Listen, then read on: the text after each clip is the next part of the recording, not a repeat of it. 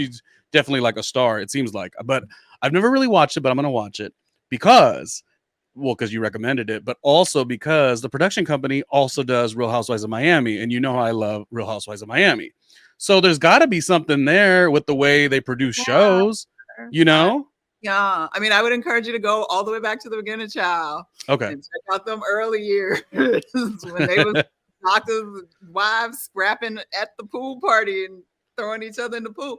But I'm encouraging the messy but it's also positive because they were going through relationship stuff, and there were actual times where the other couples really, you saw them really help keep some of the couples together, like during reunions. Nice. Things were going bad, and it was just really great to watch because you believe they're actually friends, and watching friendships fall apart for real and come back together, and it's been on a ride. So listen, my age bracket, we grew up with the Real World, the original. So I love a good conflict and drama and all these things, but it can't just be that. It needs to be resolution. It needs to be growth, like a little bit of everything.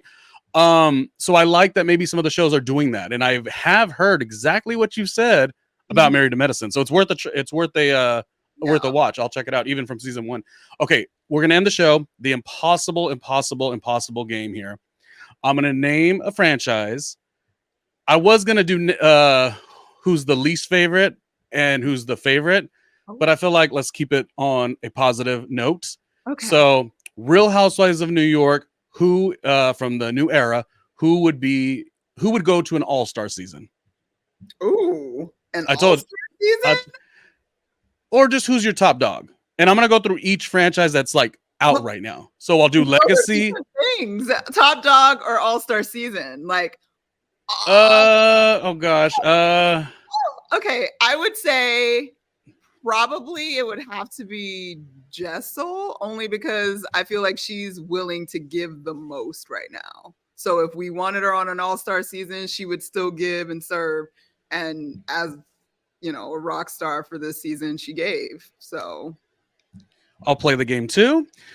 Though Jessel was like my favorite throughout the season, I would give it to Jenna, so she would be inclined to say, you know what, this reality stuff is actually really fun, and maybe do more shows. Okay, Real Housewives of New York legacy. Who is your top dog or all-star? Dorinda. Okay. I'm so close to saying that, but I'm gonna go with Luann. I'm gonna go with Luann. Yeah, okay, because she still brings sometimes, ironically, nervous energy, but she brings arrogant energy equally. To me, I'm like, is this the same person? It's so odd to me.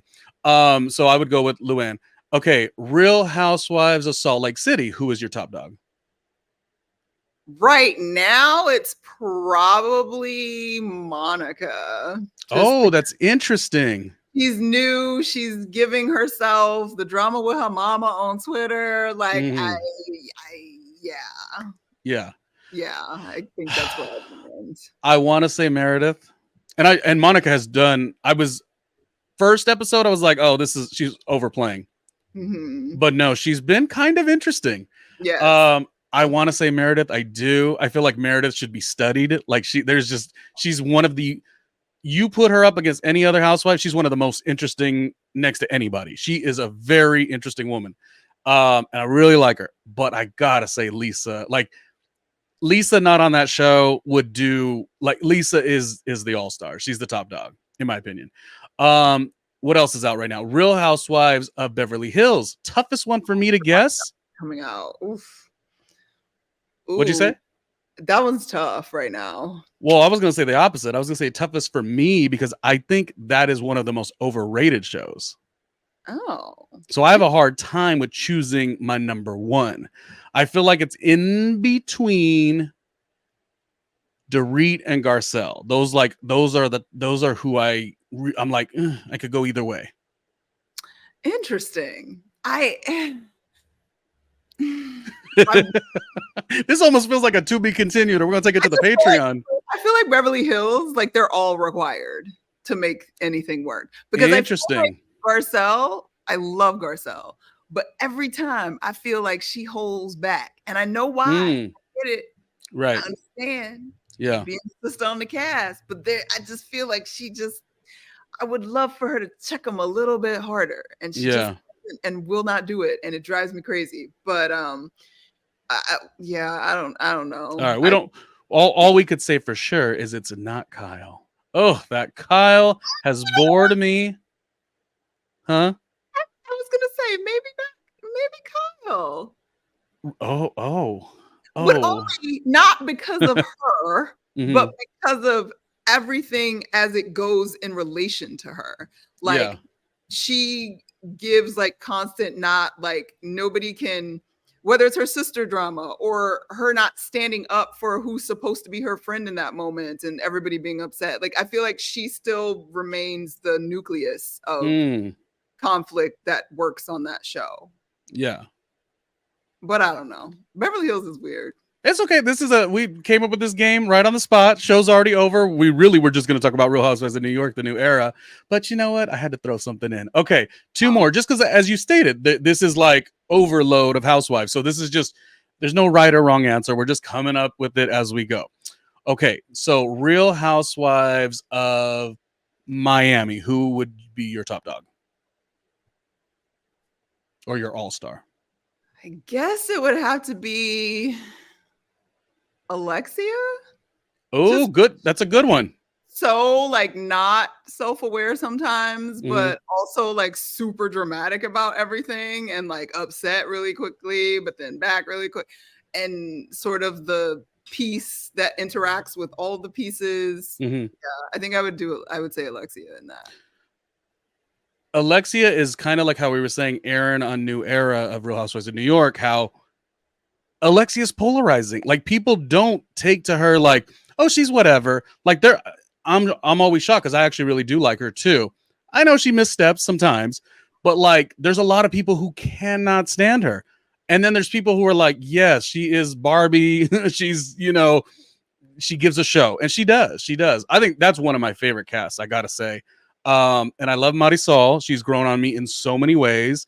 Her mother was so wonderful. But I'm never going to fix my mouth to do anything but say that the icon of Real Housewives of Miami, this is why I went back to watch season 1, will and always will be, whether she's on the show or not, that Larsa Pippen. Whoa, the thumbs down, Courtney. The thumbs down. What? Why? What?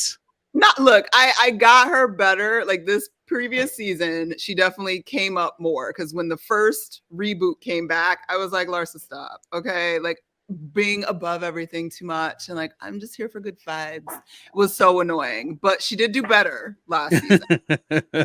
Her new tagline is something about being in the game or not in the game or what new to the game, and she's like, well, in any case, I'm always a winner.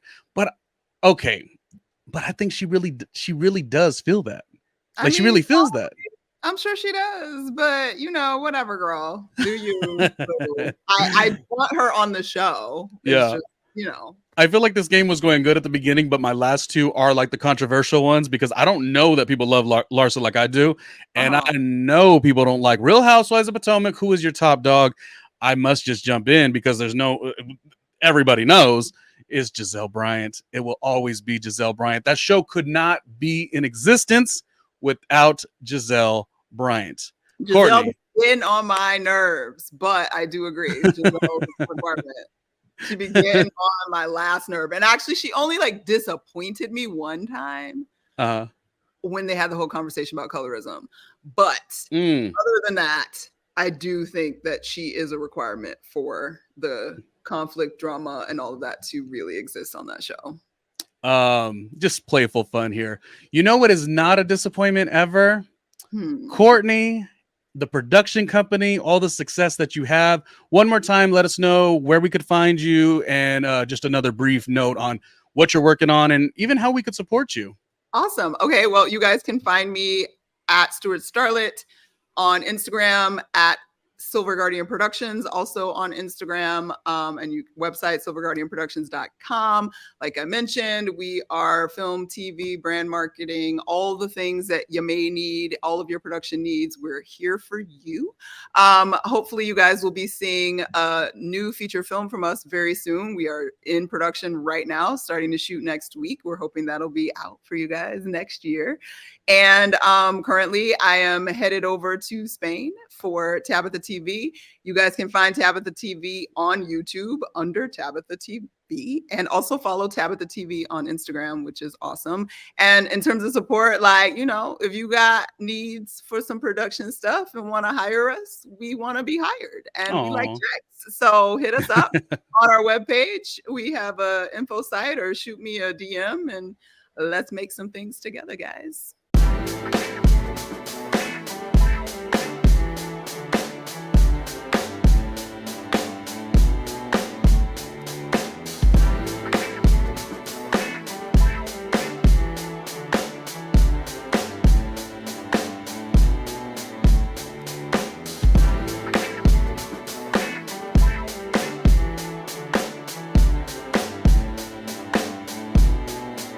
Hey, Ronnie Jr.